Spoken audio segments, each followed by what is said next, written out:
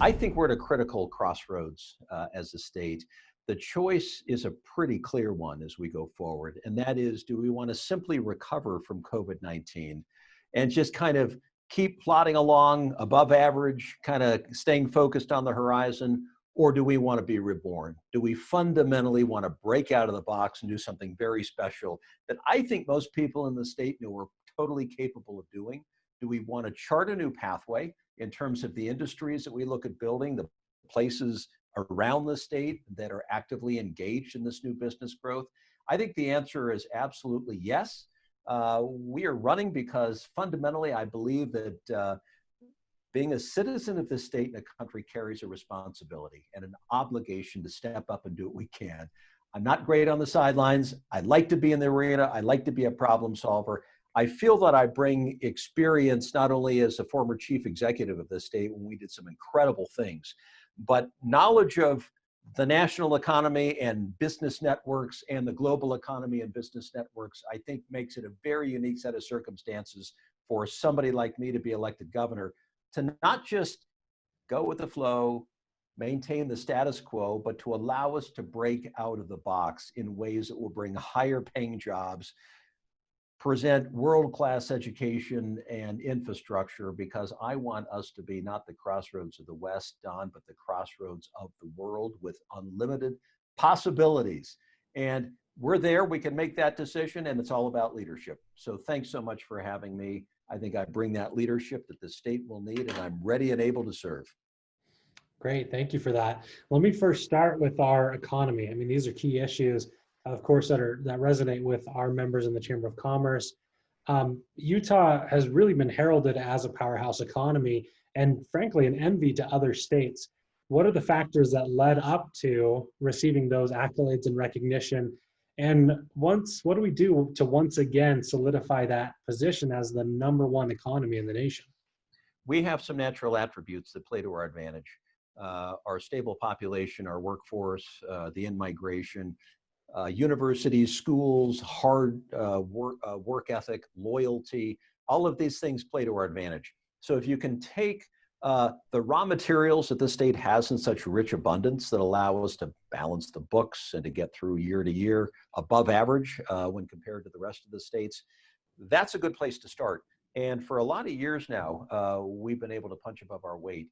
When I was elected the first time, we presented a 10-point plan. As part of the 10-point plan, we wanted to totally transform the economic landscape. That's the only way you can pay the bills for education and transportation, so it's critical that it be done right.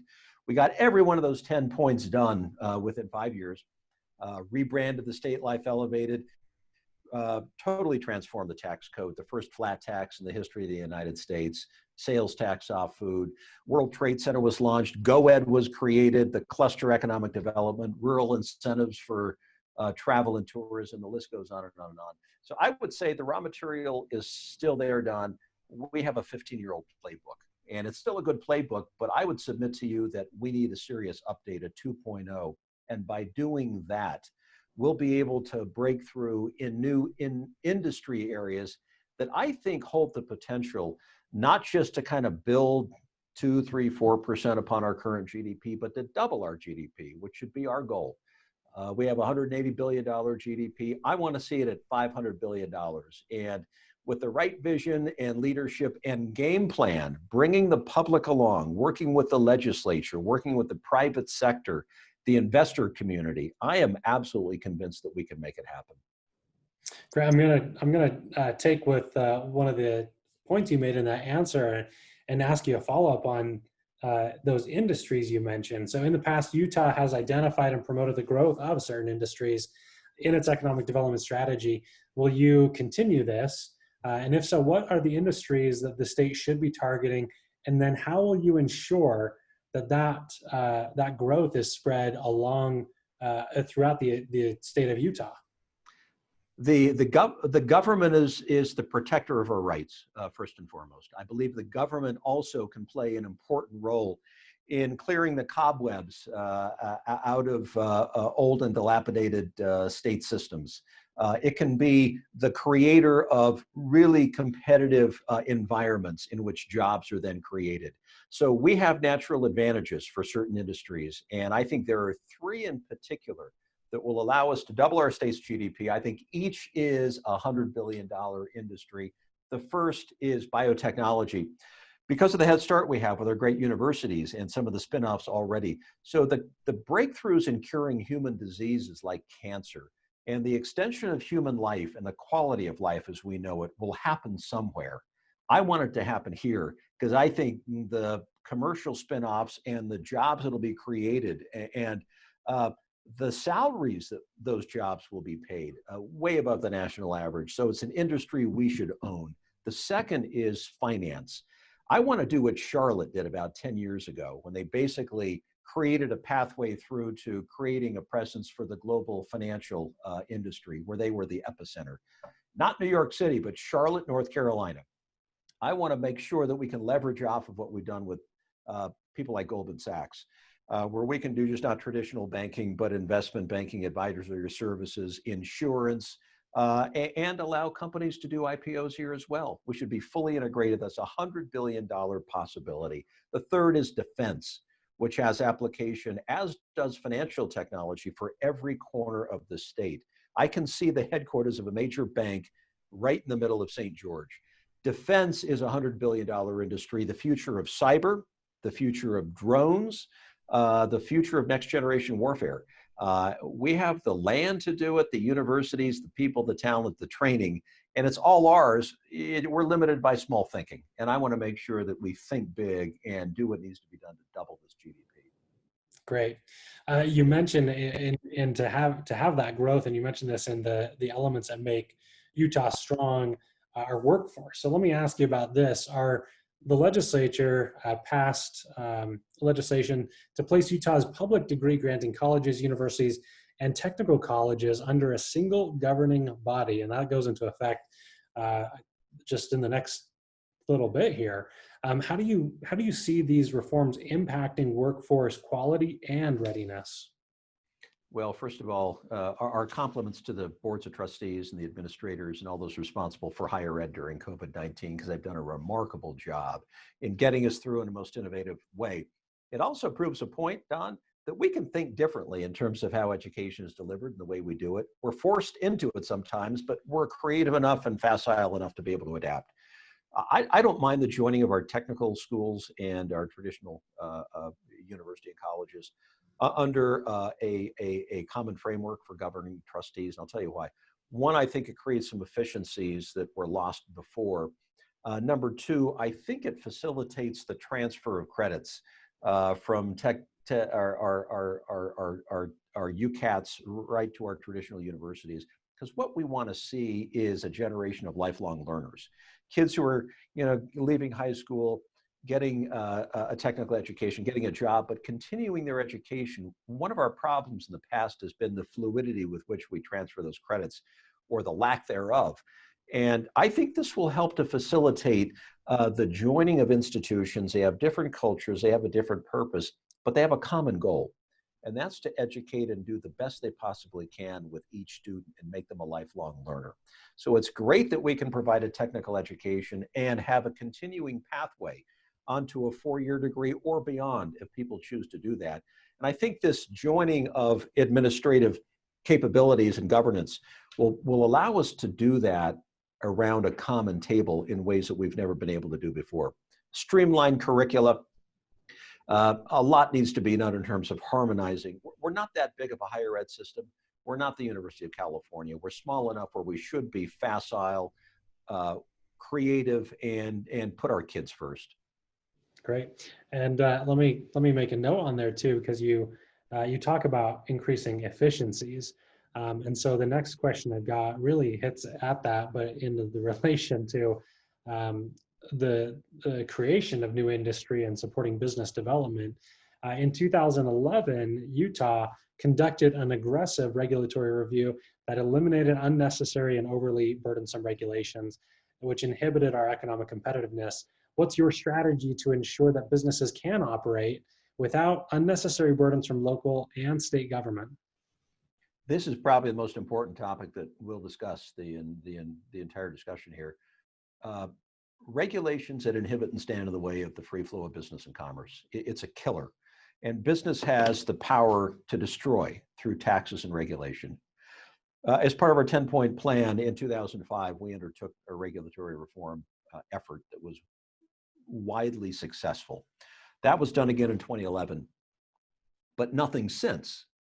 So if you count the years and if you apply the mathematics of how many bills are passed through the legislature, how many survive, we're probably up 5,000 new regulations since 2011.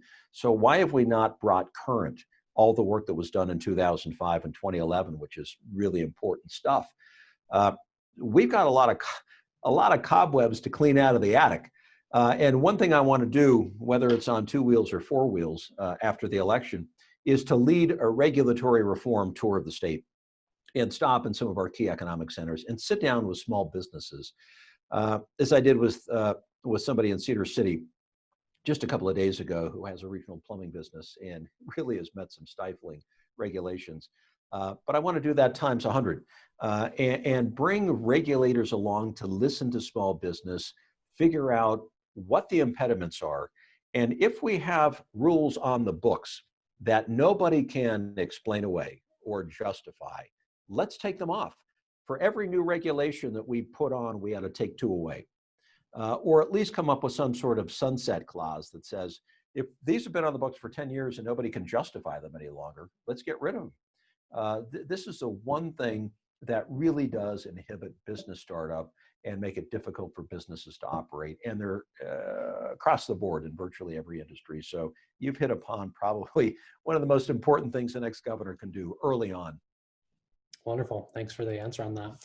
Let's talk about tourism. Tourism is a significant driver of the Utah economy, and especially that's true here in Washington County, as we have seen over the Memorial Day weekend. We saw a lot of traffic here.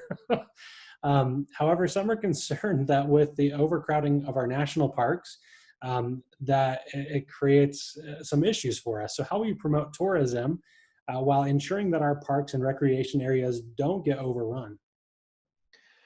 Well, travel and tourism was a big part of what we pushed initially as well. We came up with the Tourism Incentive Fund and brought it into GOAD, transformed the board and the advertising, came up with our new state advertising approach, Life Elevated, and went to foreign countries and promoted tourism here. And Gary's done the same thing. And it's an important industry segment because it brings in money. We're extremely competitive. We've got the most beautiful land on display, and people want to come. I know this from living in places like Russia and China. People yearn to visit the American West.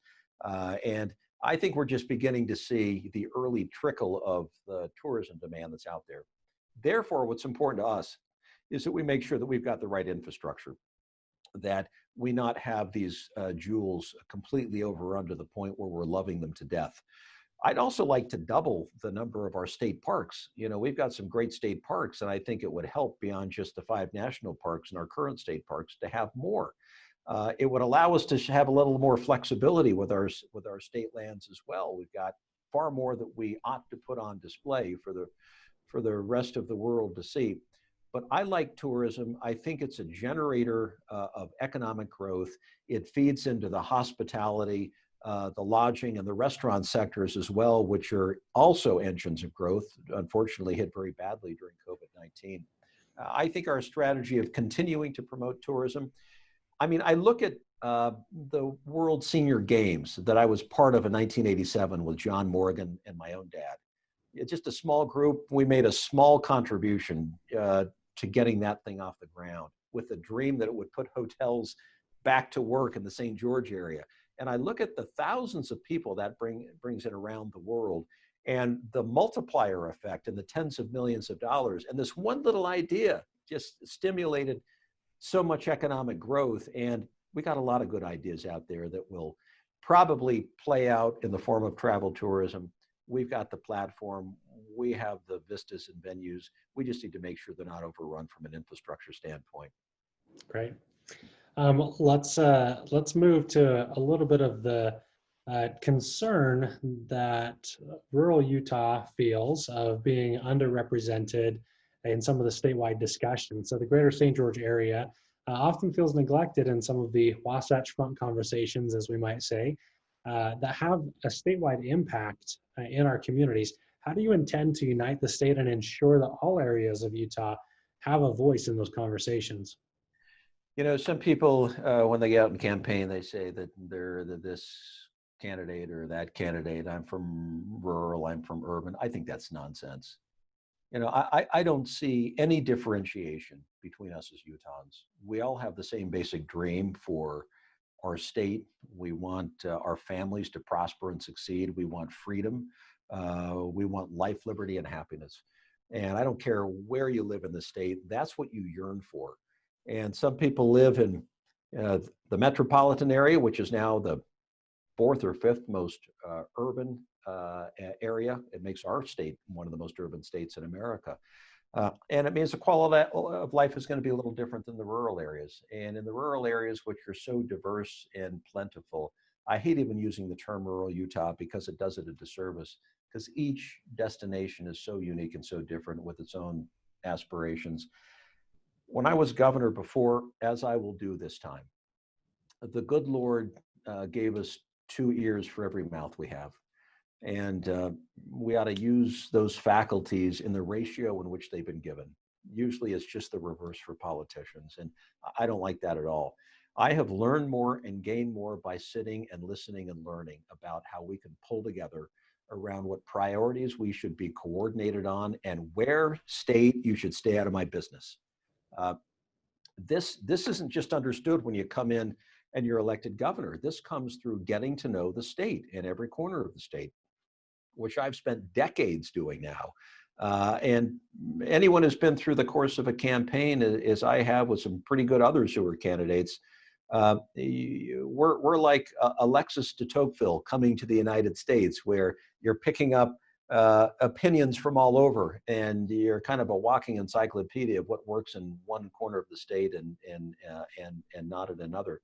But I will be a governor who listens. I will be a governor who prides all corners of the state and treats them as the whole that we are, the great state of Utah, because I believe that we're either pulling everybody together or we're pulling nobody ahead.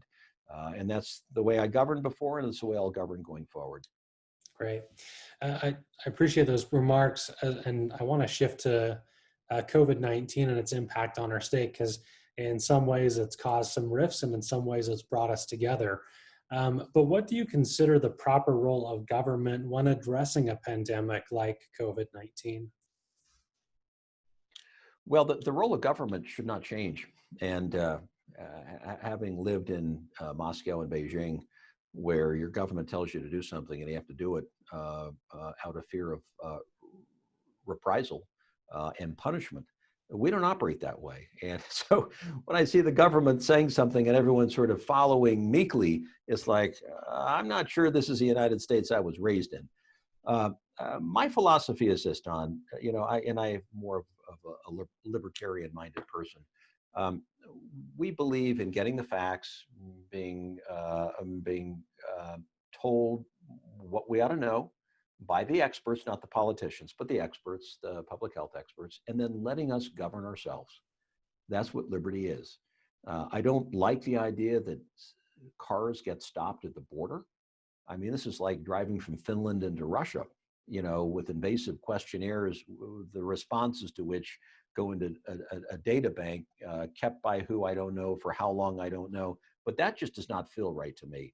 And it doesn't feel right that you would mandate people effectively to stay in your home. And if you don't, you're kind of shamed for it. Give us the facts and let us govern ourselves. But more important to the point on COVID-19, I believe in this thing called the vertical separation of powers. And that is, not all wisdom comes from the governor's office. Far from it. We have local elected officials, and they should be empowered based upon what they know, who elected them, and their own empowerment as a local official to make decisions that should be leading the way. So I think we've fundamentally erred in terms of listening to our local officials. Some of whom are going to feel differently because of their population density or because of their population makeup. Others are going to be so distant from it, just like North Dakota and New York City. So I just, take a step back. Let's put risk in proper perspective and make sure that we're listening to our duly elected local officials. Great. Let's continue talking about COVID and the impact that it's having. We recognize the impact on businesses, but there's also going to be a significant impact on government and the revenues because those businesses are not making or were not making money during the time of these shutdowns. So with state revenues significantly impacted by COVID-19, how do you plan to work with the legislature to manage budget shortfalls and to recover that revenue?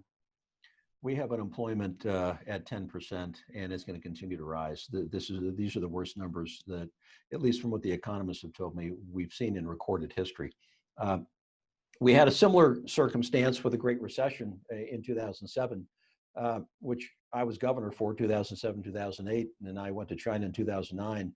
And you got to sit down with the legislature. You got to make priorities. That's what leadership is, and you got to figure out what from an education standpoint must you fund, from a transportation human services standpoint must be funded, and you build a budget around that. It's like what every family has to do. It's like what every business is going to be forced to do. It's no different.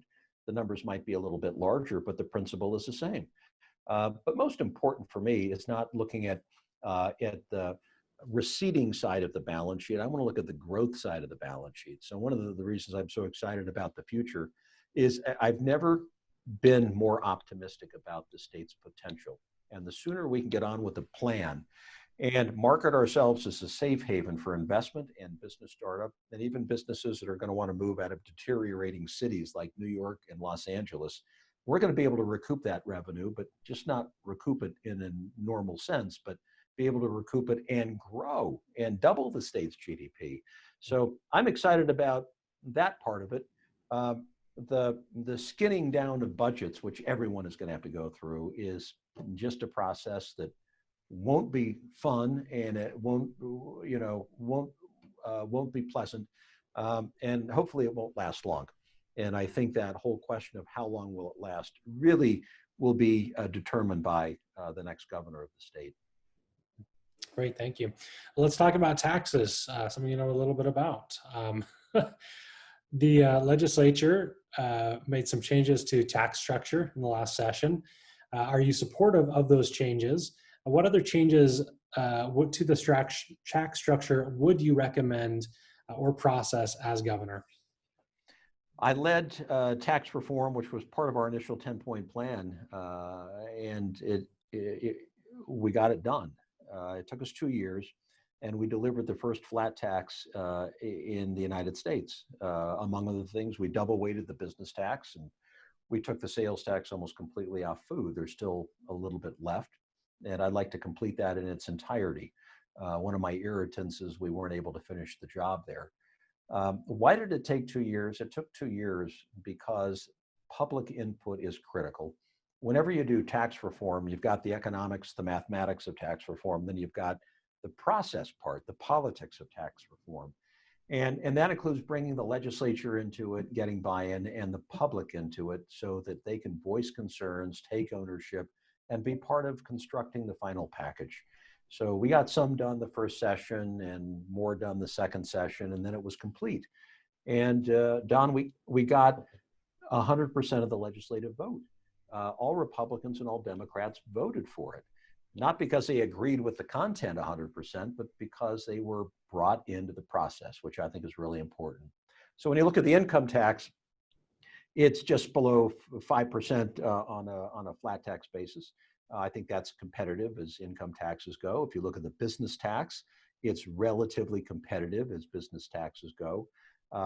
If you look at property taxes, people are always complaining about those.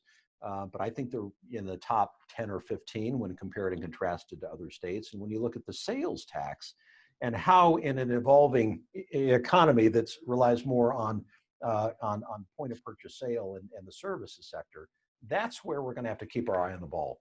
And I don't know what the answer is. I don't think they came up with the right formula last time, but there may be a lot that we can learn from there. I think the big mistake last time was there was a bit of tone deafness around how strongly people felt about the sales tax being upped on food. I mean, that was just a suicide mission when they started out with that message. But I do think we're going to have to work on the sales tax and be smart about how that base is broadened and you continue to lower the rate and how you take into account a transforming economy. Okay, great. In light of that, I mean, just as we talk about listening and that tone deafness, this one is critical for the state, but also really here in Southern Utah. It's on public lands. And what would you do as governor to retain local control of our lands and better manage the vast and valuable public lands that we enjoy? Well, you have to have a plan. So in this vast wilderness of public lands, what is it that you want to do? Because every politician gets up and complains about, public lands. And, I've heard it for so many years, you want to fall asleep, but nobody's done anything for the most part. You get a little piece done here or there. In order to make any headway, you have to know what it is you're doing. So for me, issues like PILT, payment in lieu of taxes, becomes a really important objective for the state. Why? Because we're getting totally ripped off in terms of reimbursement from the federal government. I think that's totally unfair. For states that are, have no public lands, they don't have to worry about these issues. But for those of us, when you wake up as governor, as I did, and you find out that, the state, and the land that really is under state control is about 35%. The rest of it is, owned by others. And that's not good news in terms of maximizing the revenue and the potential of your sovereignty. So PILT becomes important. And then on PILT, you can't do anything until you bring a more fair value measure to the land that you're looking at getting reimbursed for. And the only way you can do that is through some formulaic approach that some are now working on that says this land should carry the following value and therefore it should have the following reimbursement rate. So I think we're at a point in time, Ken Ivory has led the charge in this effort, I think in a most creative way, to renew the conversation about what some of these lands are properly valued at. Then you need to have somebody like Mike Lee in the Senate who you can partner with, which I would do because, Mike's one of my best friends and I hired him to be my general counsel as governor and got him off the streets and told him he needed a real job. He is critical to all of this, as will be the president. And if President Trump is reelected, I think he takes a very open-minded view of these public lands issues, already demonstrated such. So you need that constellation of relationships. And this would maybe be the first time in a long while you had a governor, our senior senator, and the president, all who could work well together. So just create that goal. What is it? It isn't just saying public lands. It's something within the framework of public lands that you have to shoot for. That's something that I would really want to at least begin our conversation around. Set a goal and then go for it, just to test the premise. Excellent. And as a follow-up to that, there are concerns, especially in Southern Utah, with water. And so as growth continues, as forecasted in Washington County, we're worried. Will we have water for residential use, for commercial use, for agriculture? Do you support the Lake Powell pipeline? Why or why not? And then what other mechanisms can the state use to ensure that we do have an adequate water supply for the growth in Southern Utah? First of all, I do support the Lake Powell pipeline project. I signed the legislation in 2006, and it has sat dormant ever since. Again, one of these things where there's a lot of words expended and not a lot of action. And I think part of it is the politics are too difficult for some people to make a decision around. I mean, plain and simple. This isn't about economics. We fund big things. We can fund this. We can figure out a way through bonding capacity and a flow of fee revenue to figure it out. It's a political issue. And it's too big of an issue for some people to make a political decision around. So yes, I support it. And yes, we need to get on with it already. But I don't think we have a capacity issue as much as we have a fundamental distribution issue. So we have our allocation of the Colorado. It's been set, and they revise and amend from time to time, but it's an agreement that's been around since World War I, 1919. We need to capture all of our allocation, or we're going to lose it. And I worry about that as it escapes into the down tier states. We need to figure out a way to capture all of our allocation. And the only way we're going to be doing it is to build more in the way of pipelines and tunnels. So it's an infrastructure problem that we have. And through getting our allocation, getting on with the Lake Powell pipeline project, working on tunnels and distribution, I think we can do what needs to be done, recharging aquifers, doing things like water banking, and continuing conservation, which, people already are mindful of things they weren't mindful of years ago. And I think they're applying much more cautious practices in their daily use when you look at per capita consumption. So all of that is good. We just need the infrastructure that will allow us to get the water to where it is needed, and be smart about water banking, a concept that we've really never waded into. Great. Thank you for sharing that. All right. Well, we appreciate you taking the time with us. We know it's an extremely busy time for you as you travel the state. We appreciate your willingness to put yourself out again and run for governor. It is not for the faint of heart. And we do appreciate your efforts in communicating your vision and taking the time to be with our members and share your vision for us. I'll turn the last 2 minutes to you so you can share some closing statements, and we'll wrap up. Don, you're great. Your membership is terrific, and I'm so proud of the work that you're doing as the head of the chamber. St. George in Washington County will double its population over a short period of time, and then triple its population. There's no turning off that switch. You're a hot commodity in more ways than one. And the flow of people who are going to be looking for a better quality of life, particularly in the post-COVID environment, will only be supercharged. So it is critically important in the years ahead that we have the right kind of state leadership that can combine the principles of economic growth and vision around how to maximize the potential of this state with some experience in growth. And I take you back to when I chaired Envision Utah back in the 90s, and we were just beginning to get our arms around the whole growth discussion.